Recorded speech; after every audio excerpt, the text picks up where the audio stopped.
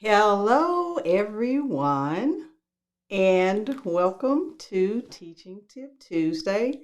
My name is Michelle, aka the Ignited Teacher, and what I do on Teaching Tip Tuesday is I help you to close learning gaps and through providing you with research-based and um, uh, evidence-based um, math strategies that can be implemented in your classroom as early as the next day. So welcome, welcome, welcome. So if you all are new here, my eye is itching. Let me check one thing. Make sure my mic was on. If you're new here in the chat, let me know where you're watching from. If you are watching me on the replay, you can do that as well. But those of you all who are live, just tell me where you're watching from. Some people are watching on Twitter, some are watching on my YouTube channel, and some are watching on Facebook. So that brings me to, if you can't catch me live or you want to watch one of my Teaching Tip Tuesday or any videos that I have put out, you can always catch them on my YouTube channel, The Ignited Teacher. All you have to do is do a search. And don't forget, if you hop on over there right now, to subscribe to my channel, like this live stream, give it a thumbs up, and don't forget to hit that bell notification button so that you can be notified when I go live, when I upload new videos or tips, or put anything in my community tab. So welcome. So thank you for being here and being a part of this community. I am excited about tonight's topic. Tonight's topic was one of the topics that I wanted to talk about because it seems like this pandemic is just it's the gift that keeps on giving, and it seems like it's not going anywhere. So I was talking to my students about the pandemic and an endemic. An endemic is like it's a part of our just daily lives. That's what an endemic is here. So that seems like what the coronavirus is. So before I get into the topic, I want to let you know of some of the upcoming topics that I have planned for February. They are learning progression, spiraling concepts, conceptual understanding, and progress monitoring. Some of that stuff got cut off. So those are some of the things that I have planned for February. And a lot of these things I am doing currently in my classroom. So the pictures that you see either came from a past classroom or a current one. But moving right along to our topic, that's not where I want to go. To our topic is small group, or trying to implement small group during a pandemic. And that's a mouthful. So, one of the issues that we have is that we have the social distance thing, and small group can sometimes be close contact. But that brings me to my first tip for actually implementing small group in your classroom during a pandemic. And it has to do with platforms. So here I have been working, and I should have taught science because I like science and I like experimenting. So I experiment a lot in my classroom. So I have a large group of kids, just large, And I'll be honest with you, it's a lot of them. So like one of my classes has 27 kids. And I've been, small group is supposed to be small. So what I've done is taken teams, and as you can see right here, it says general. Let me zoom in. Let me see if I can zoom. Let me unlock this.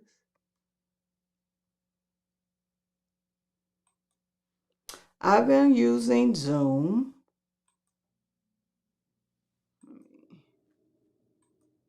Okay.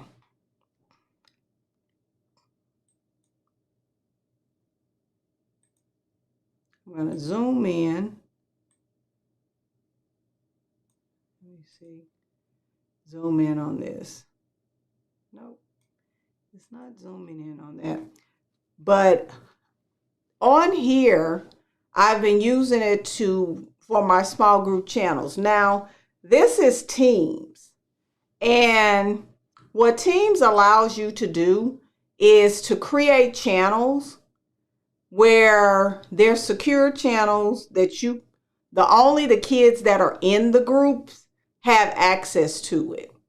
So I have 3 groups in this third period, 8th grade math class, and it's group 2, 3, and 4. So when I am on Teams, those group members have access to group 2. Only those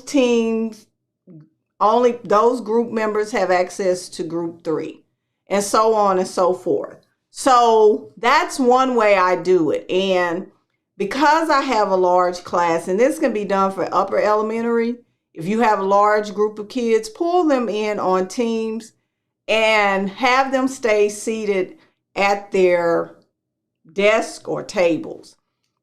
That's what I've been doing. And you know what? The fun thing about it is it's been working.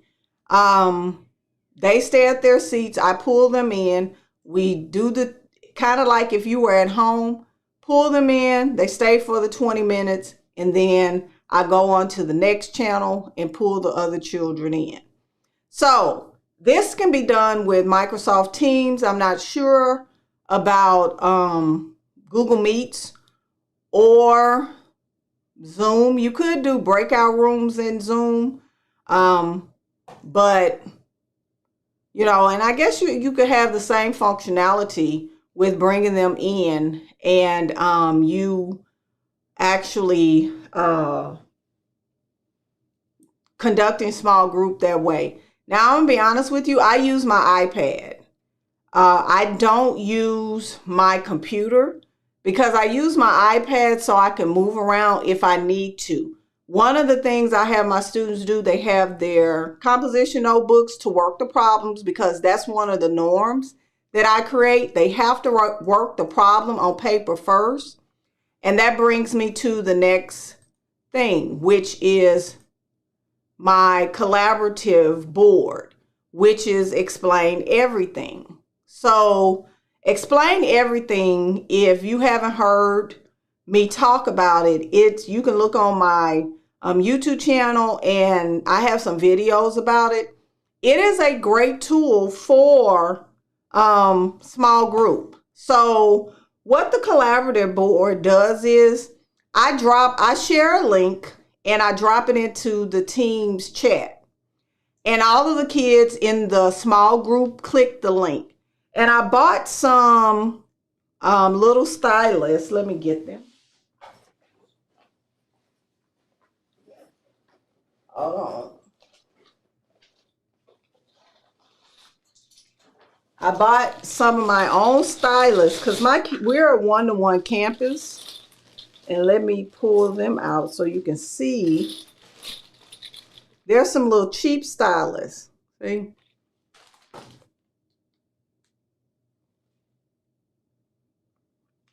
And they're short, so the kids, they can handle them well.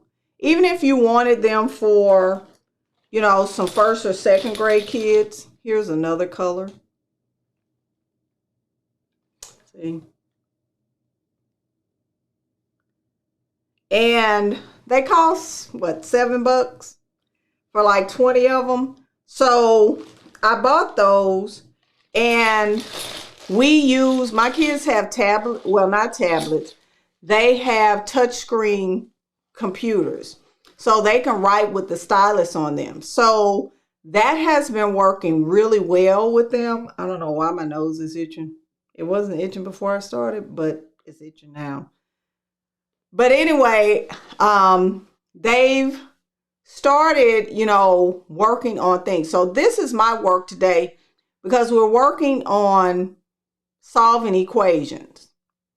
And this is their work.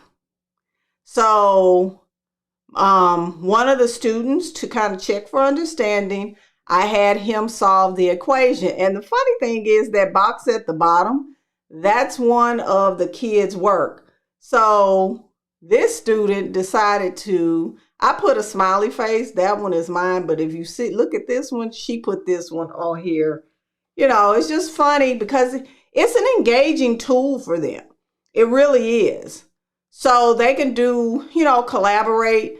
When he finished his problem and he got the answer right, she was like, "Oh, you forgot to put the box."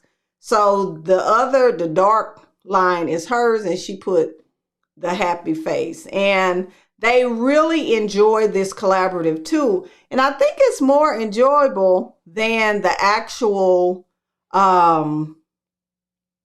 small group itself. They really look forward to writing on this board. It is really amazing. But Explain Everything is a good tool to help you conduct your small group instruction during this pandemic time, especially since we are down teachers. It has helped. We are short some teachers on our campus. Same thing. So we're facing the same issues, but I have found that this works. Now, here's a little side note. It's not going to work with every personality for your classroom. That's what I'm telling you. My third period, no. You know what I do with them? I pull them up to the board and have them bring their chairs. Now, I teach middle school. This is 8th grade. And we do small group around my dry erase easel. They can't handle this. So you have to know the group of students that you have, because their attention span is too far off. And I know that about that group. So I do not use that for their class. This is for my Algebra 1 class, for my second period 8th grade math class, and my fourth period 8th grade math class, because they can handle dealing with the different things. The other ones, not so much. So that's just a little side note. Now, you probably asked, well, what are the kids doing during this small group time that you are taking? Now, I do small group. This is middle school, Tuesday and Thursday. That is it. Because there are so many gaps. The research states that you have to give the kids at least an hour a week for practice with skills to close gaps. And I found that the research is correct. So I don't do small group every day. Now, I have an intervention agenda, which is a picture of the agenda. This was from today, January 25th. Look, it got 2021, a mess. It's 2022. So this was from today. And I forgot to change I don't know. You know what? I did put 21 on there. Oh, well. And for accountability purposes as teachers, I put the objective. We're working on a lateral surface area of a cylinder. And then I have an essential question. It's one of those questions that keeps me on task and helps me focus the kids on what they're supposed to be doing. And I have 3 chronological activities that the kids have to actually do while I'm in small group. And when the kids go back, they do in small group. and they do as I'm pulling the other kids. So I generally do Edpuzzle. Now this is different for me because the pandemic gaps are enormous. So I use Edpuzzle a lot this year because I have to do a front load skill and then I have to do a skill to practice. And yeah, we're just kind of meshing it together. Then I excel. So this was a skill that I needed the kids to have some foundation, because here's the problem. A lot of the kids are coming with nothing. They are missing a year plus of instruction. So proportional relationships and slope and all that is important in 8th grade. So I started in I Excel, not at 8th grade proportional relationship, but guess what? 6th grade. And some of the concepts they can do on their own. I Excel has a tutorial video. And as you can see on the agenda, I told them, watch the tutorial video. And this third thing is serious. It is STAR Prep. They have a learn and a practice portion, and it says practice 2 modeling and solving 1 variable equations. All of this can be done with 5th grade, 4th grade. It can be done. Then here I put their things that they may need. They may need that STAR reference sheet. So I put a link in the agenda here as well. Also, I am explicit with my instructions. Edpuzzle, log in with Google, because what it does is it cuts down on how they forget, like, I don't know what happened, but they have forgotten, nothing sticks. So before they ask me, well, it's saying join a class, log in with Google. So anything that they need, it's already in the agenda or on the agenda. I Excel, I told them, log into I Excel first, exclamation point. Click here to log in. Watch the tutorial video. All that stuff is there. 3, it's in Clever. Go into Clever to get to Serious, because they forget. I'm like, you know what? You all are killing me softly. And early finishers, I tell them, complete your independent practice for everyone. Do not take out that cell phone. So that's what the kids are doing while I am working. Now you have to gauge where they are. My tier 1 kids, I do not see. So for tier 1 kids, I need 3 things. I know that my tier 2 kids, they're only going to finish this first 2.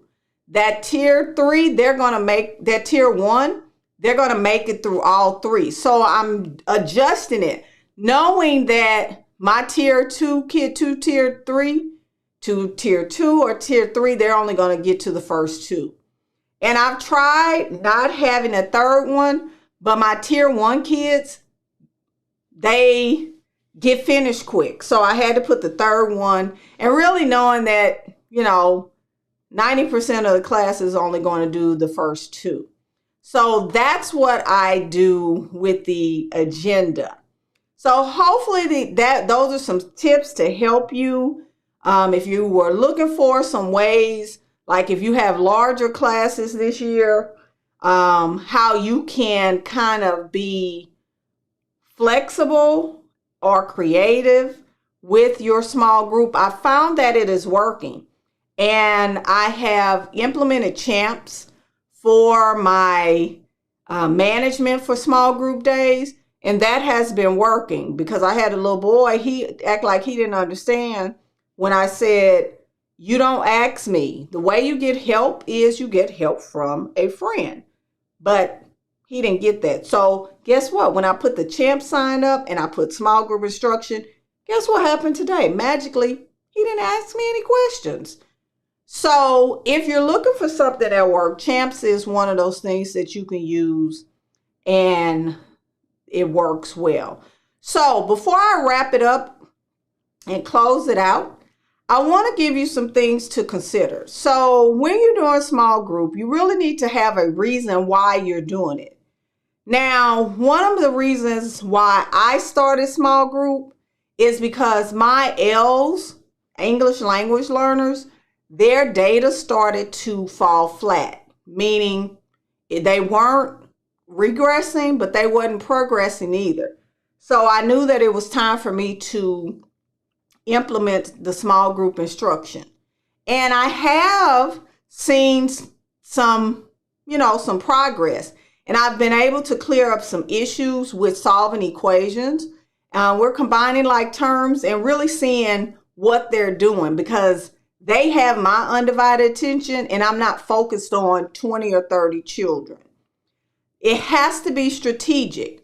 Also consider, what are you covering a small group?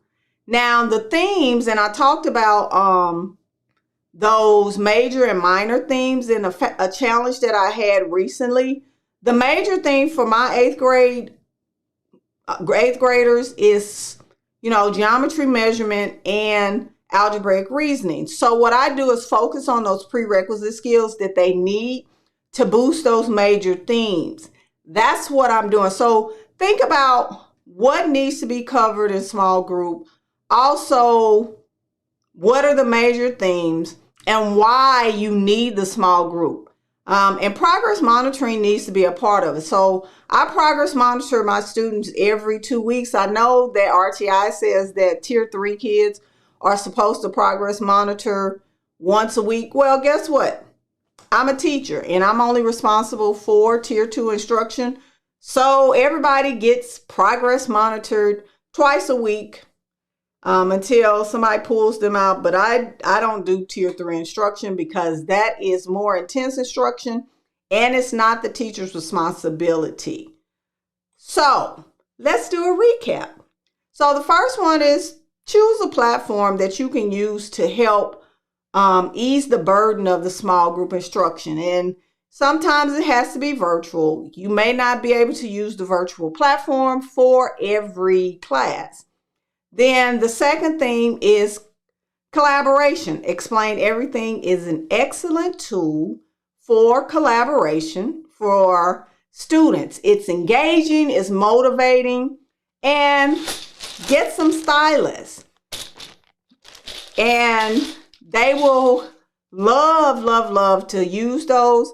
They cost $7 on Amazon, real cheap.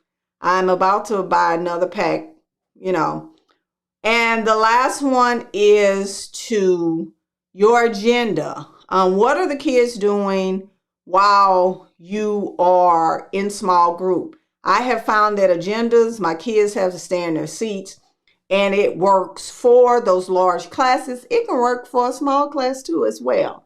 But you have to figure out the things that, what you want your kids to work on, and how it's going to move your data forward, because at the end of the day, it's all about numbers. Oh, my nose is itching. And, hopefully these are some tips that can help you to move forward. Let me go ahead, and if you need help with more support with math intervention, small group instruction, you can always get on the wait list for the Math Intervention Academy at themathinterventionacademy.com. If you're on YouTube, the link is in the comment section, and just click there and it will put you on the wait list. So hopefully these tips were helpful for you. And that's all I have for Teaching Tip Tuesday. Thank you for being a part. If you're watching this on the replay, leave your comments in the comment section, and I will see you all next week for another episode of Teaching Tip Tuesday. Bye-bye.